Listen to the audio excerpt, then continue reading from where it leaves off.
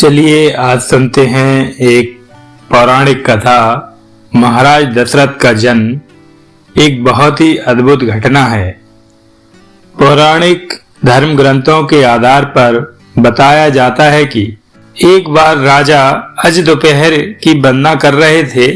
उस समय लंकापति रावण उनसे युद्ध करने के लिए आया और दूर से उनकी वंदना करना देख रहा था।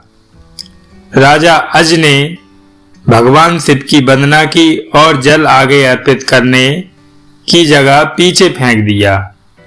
यह देखकर रावण को बड़ा आश्चर्य हुआ और वह युद्ध करने से पहले राजा अज के सामने पहुंचा तथा पूछने लगा कि हमेशा वंदना करने के पश्चात जल का अभिषेक आगे किया जाता है, ना कि पीछे। इसके पीछे क्या कारण है? राजा अज ने कहा, जब मैं आंखें बंद करके ध्यान मुद्रा में भगवान शिव की अर्चना कर रहा था, तभी मुझे यहाँ से एक योजन दूर जंगल में एक गाय घास चरती हुई दिखी और मैंने देखा कि एक सिंह उस पर आक्रमण करने वाला है। तभी मैंने गाय की रक्षा के लिए जल का अभिषेक पीछे की तरफ किया। रावण को यह बात सुनकर बड़ा ही आश्चर्य हुआ। रावण एक योजन दूर गया और उसने देखा कि एक गाय हरी घास चर रही है, जबकि शेर के पेट में कई बाण लगे हैं। अब रावण को विश्वास हो गया कि जिस महापुरुष के जल से ही बाण बन जाते हैं और बिना किसी लक्ष्य साधन के लक्ष्य भेदन हो जाता है, ऐसे वीर पुरुष को जीतना बड़ा ही असंभव है और वह उनसे बिना युद्ध किए ही लंका लौट जाता है। एक बार राजा अज जंगल में भ्रमण करने के लिए गए थे तो उन्हें एक बहुत ही सुंदर सरोवर दिखाई दिया। उस सरोवर में एक कमल का फूल था जो अति सुंदर प्रतीत हो रहा था। उस कमल को प्राप्त करने के लिए राजा अज सरोवर में चले गए, किंतु यह क्या, राजा अज जितना भी उस कमल के पास जाते वह कमल उनसे उतना ही दूर हो जाता और राजा अज उस कमल को नहीं पकड़ पाए। अनंत आकाशवाणी हुई कि हे राजन, आप निसंतान हैं, आप इस कमल के योग्य नहीं हैं। इस भविष्यवाणी ने राजा अज के हृदय में एक भयंकर घात किया था।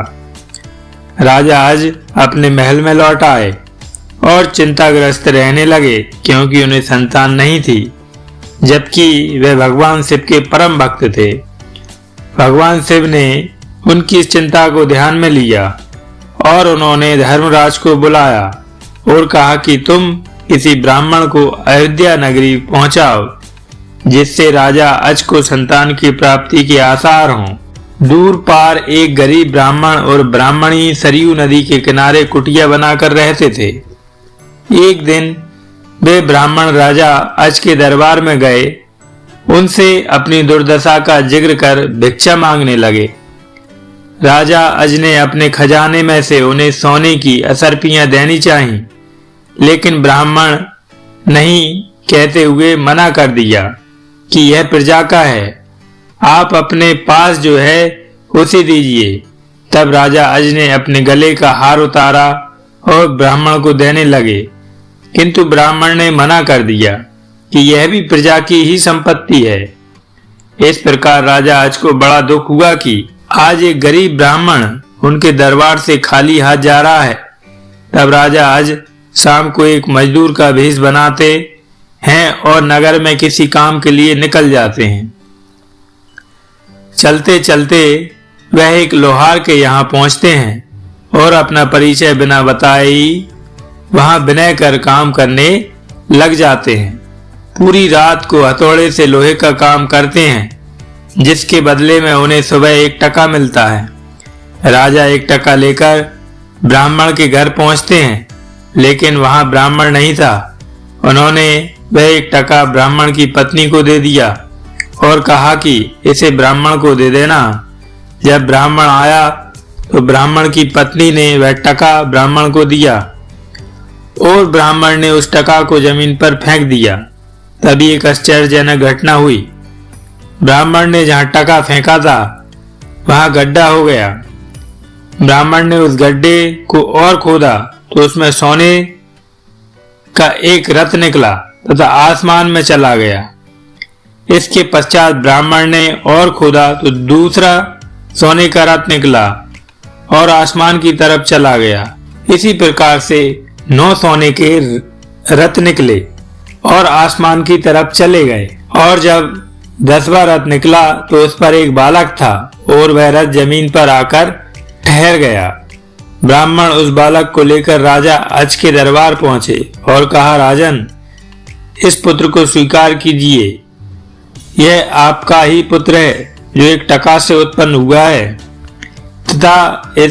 तथा इसके साथ में सोने के 9 रथ निकले हैं जो आसमान में चले गए, जबकि यह बालक 10वें रथ पर निकला, इसलिए यह रथ तथा पुत्र आपका है। इस प्रकार से दशरथ जी का जन्म हुआ था।